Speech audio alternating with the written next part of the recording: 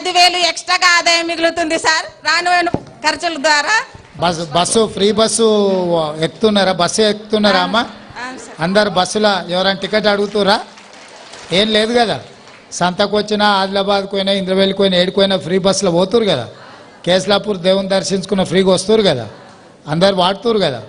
కానీ నిన్నమన్న బీఆర్ఎస్ వాళ్ళు ఆడపిల్లలకు ఫ్రీ బస్సు వద్దు బంధు పెట్టుర్రి, ఆటోలకు వెళ్తలేవు అని చెప్పి రోజు పంచాయతీ పెట్టిరమ్మా. ఏమన్నా కలిస్తే అడుగుని, ఆడబిడ్డలకు ఫ్రీ బస్సు ఇస్తే వాళ్ళకి ఎందుకంత కడుపు నొప్పి లేస్తుందో, ఎందుకంత కష్టం వచ్చిందో చెప్పుర్రి. ఆడబిడ్డలను ఆత్మగౌరవంతో బతకాలనేదే మన అందరి ఆలోచన. ఇవాళ బట్టి సారు మీకు ఉత్తి చేతులతో రాలే, 60 కోట్ల రూపాయలు బ్యాంకు లింకేజ్ చేయడానికి వచ్చిండు. ఇప్పుడు చెక్ ఇస్తాడు సార్ 60 కోట్లది మీకు. మీకోసమే ఈ ప్రభుత్వం ఉంది. సోనియమ్మ ప్రభుత్వం ఇది, ఇందిరమ్మ రాజ్యంలో ఆడబిడ్డలనే. అందుకే ఇవాళ మొట్టమొదటి ప్రభుత్వ కార్యక్రమం ఆడబిడ్డల దగ్గరకు వచ్చినాం. మొన్న 7,000 మంది ఆడబిడ్డలకు ఉద్యోగాలు ఇచ్చినాం, స్టాఫ్ నర్సు ఉద్యోగాలు. ఎందుకంటే ఏ కుటుంబంలో అయినా ఆడబిడ్డ బాగున్నప్పుడే ఇల్లు బాగుంటుంది. ఇల్లు చూడు ఇల్లాలని చూడు అన్నారు, అవునా? మరి ఇల్లు మంచిగా ఉండాలంటే ఇల్లాలు మంచుకున్నప్పుడే మంచిగా ఉంటుంది. అందుకే ఈసారి ప్రభుత్వము ఈ బట్టలు కుట్టేది నువ్వు చిన్న స్థాయిలో చేస్తున్నావు కదమ్మా, రాష్ట్రం అంతా ఈ సంఘాలకే బట్టలు కుట్టే మొత్తం ఇవ్వాలని అనుకుంటున్నాం. దానికి సంబంధించిన మిషన్లో మొత్తం అంతా కంపెనీలోకి ఇచ్చేది ఆపి మీకే ఇవ్వాలన్న ఆలోచన చేస్తున్నాం. తప్పకుండా బట్టలు కుట్టేది కూడా సంఘాలకే అప్పచెప్తాం. అన్ని హాస్టళ్ళలో ఆడపిల్లలు కానీ మగపిల్లలు కానీ బట్టలు కుట్టేది మీకే ఇవ్వాలని ఆలోచన చేస్తున్నాం. దాని మీద ప్రభుత్వం నిర్ణయం తీసుకుంటుంది. మొట్టమొదటిగా మా మహిళల కోసం మన కొత్త సీఎం గారు ఆలోచించినందుకు ఇంకొకసారి మన చప్పట్లతో ఆయనకు ఇచ్చేద్దాం. ఇంకా చాలా మంది మహిళలు ఉత్సాహంగా ఉన్నారు, కానీ సమయం తక్కువ ఉంది. ఇప్పుడు సమయం తక్కువ ఉంది తల్లి. కేస్లాపూర్ నాగోబా దేవుని దర్శించుకొని ఆశీస్సులు అందుకొని ఇప్పుడు కుగ్రామమైనటువంటి మన కేస్లాపూర్ గ్రామాన్ని మహిళా సంఘాలని, జిల్లా సమాఖ్యని ఉద్దేశించి వారి యొక్క విలువైన సూచనలు మరియు అదేవిధంగా మీకు సంబంధించిన విషయాలు ఇప్పుడు గౌరవ ముఖ్యమంత్రి గారు యనుమల రేవంత్ రెడ్డి గారు మాట్లాడతారు. గట్టి చప్పట్లతో వారికి స్వాగతం పలకవలసిన కోరుతున్నాను. ఈరోజు కేస్లాపూర్లో నాగోబా దర్శనం చేసుకొని ఇక్కడ ఉండే మిశ్రమ వంశస్థులకు పోయినసారి మేము వచ్చినప్పుడే మాట ఇచ్చినాం, మా ప్రభుత్వం వస్తుంది. బట్టి విక్రమార్క గారు ఆదిలాబాద్ నుంచి ఖమ్మం వరకు వారు ఆనాడు పాదయాత్ర చేసి మీ కష్టాలన్నీ తెలుసుకొని మీకు మేలు చేయాలన్న ఆలోచనతోటే ఆనాడు ఆదిలాబాద్ నుంచి వారు పాదయాత్ర మొదలుపెట్టిండ్రు. ఆ పాదయాత్రలో భాగంగా మీ కష్టాలు వారి దృష్టికి వచ్చినాయి. వారు ప్రభుత్వం ఏర్పడ్డ తర్వాత ప్రభుత్వం దృష్టికి ఆ విషయాలన్నీ తీసుకొచ్చిండ్రు.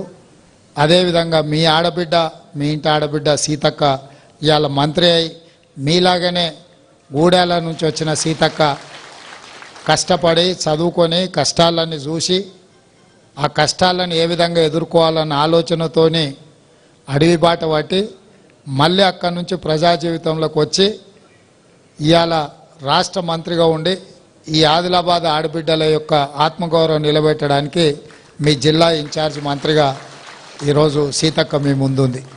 అదేవిధంగా వెడమో బొజ్జు మీకు తెలుసు, మీ పిల్లగాడు మీ మధ్యలోనే పెరిగిండు. మీ ఆదివాసీలు అందరూ ఆయన నేను గుడికి వచ్చినప్పుడు మా వాడికి ఎమ్మెల్యే టికెట్ ఏంటి సార్ గెలిపించుకొచ్చుకునే బాధ్యత అని ఆ రోజు వాళ్ళు అడిగినరు. వాళ్ళకి ఇచ్చిన మాట ప్రకారం బొజ్జుకు మేము సోనియా గాంధీ గారు, మల్లికార్జున్ ఖర్గే గారు ఎమ్మెల్యే టికెట్ ఇచ్చిండ్రు. మీరందరూ కూడా మీ వాడిని ఆశీర్వదించి ఇవాళ ఎమ్మెల్యేని చేసి ఈ వేదిక మీద మీ అందరి తరఫున మాట్లాడడానికి ఇవాళ ఇక్కడ ఉన్నాడు. ఇవాళ మీ ప్రాంతం ఆదిలాబాద్ ప్రాంతం కాంగ్రెస్ అధికారంలోకి వస్తే దత్తత తీసుకొని సాగునీటి ప్రాజెక్టుల విషయంలో కానీ పాఠశాలల విషయంలో కానీ ఈ ప్రాంతంలో తాగునీటి విషయంలో కానీ ఈ ప్రాంత అభివృద్ధి కోసం మీ ఆత్మగౌరవాన్ని నిలబెట్టడానికి ప్రభుత్వం ఇందిరమ్మ రాజ్యం మీ ముందల పనిచేస్తుందని చెప్పి ఆయన మాట ఇచ్చినాం. ఈరోజు ఆ మాట నిలబెట్టుకొని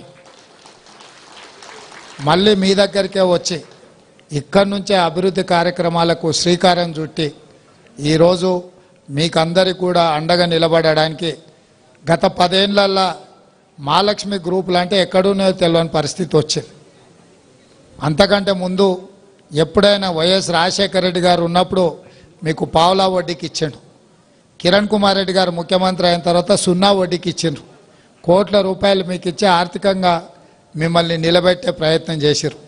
ఇవాళ బ్యాంకులకు పైసలు ఇచ్చే పరిస్థితి కానీ ప్రభుత్వం ఎన్నడూ కూడా గతంలో ఆనాటి ముఖ్యమంత్రి ఎన్నడూ కూడా ఆడపడుచులతో మాట్లాడాలి, వాళ్ళ ఆలోచన ఏమున్నది, వాళ్ళ కష్టం ఏమున్నది, వాళ్ళ సూచన ఏమున్నది, వాళ్ళు ఇచ్చే సలహాలు సూచనలు తీసుకొని ప్రభుత్వం నడపాలన్న ఆలోచననే చేయలేదు. ఇవాళ మళ్ళీ మీకు పూర్వ వైభవం రావాలని, మీ చేతిలో నగదు ఉండాలని, మీ కుటుంబాలు బాగుపడాలని, మీరు ఆత్మగౌరవంతో 10 మందికి ఆదర్శంగా ఉండాలని, అందుకే ఈరోజు ఈ ప్రభుత్వం ఆర్టీసీ బస్సుల్లో మీకు ఉచితంగా ప్రయాణం ఎక్కడికైనా వెళ్ళండి, ఎవ్వరూ టికెట్ అడగడానికే వీల్లేదని నిర్ణయం తీసుకున్నాం. అదేవిధంగా ఆ ఇళ్ళ దీపం పథకం ద్వారా మీకు సిలిండరు గ్యాస్ పొయ్యి ఇస్తే 4 నూరులకు ఆ ఇళ్ళ సిలిండర్ ఉండే. ఆ ఇళ్ళ మీరు కట్టెల పొయ్యితో కష్టాలు అడవి బాట పట్టి కట్టెలు తెచ్చి వండి ఆ పొగ గొట్టం ఊది ఊది ఆ పొగ ఊపిరితిత్తులకు పోయి ఆడబిడ్డలు క్యాన్సర్ వచ్చి చచ్చిపోతుంటే వాళ్ళ కష్టాలను దృష్టిలో పెట్టుకొని గ్యాస్ పొయ్యి సిలిండర్ 400 రూపాయలకి ఆ ఇల్లు ఇచ్చారు. కేసీఆర్ గారు నరేంద్ర మోడీ గారు వచ్చి అది 1200 చేశారు. ఇవాళ సిలిండర్ కొనుక్కునే పరిస్థితి లేదు, మళ్ళీ అడవి బాట పట్టి కట్టెలు కొట్టుకొచ్చుకునే పరిస్థితి వచ్చింది.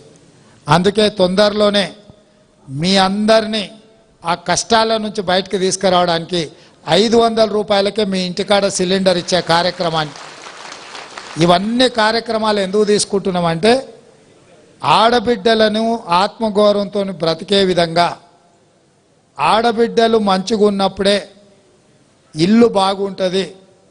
అందుకే పెద్దలు చెప్పిండ్రు ఇల్లుని చూడు ఇల్లాలని చూడు అని.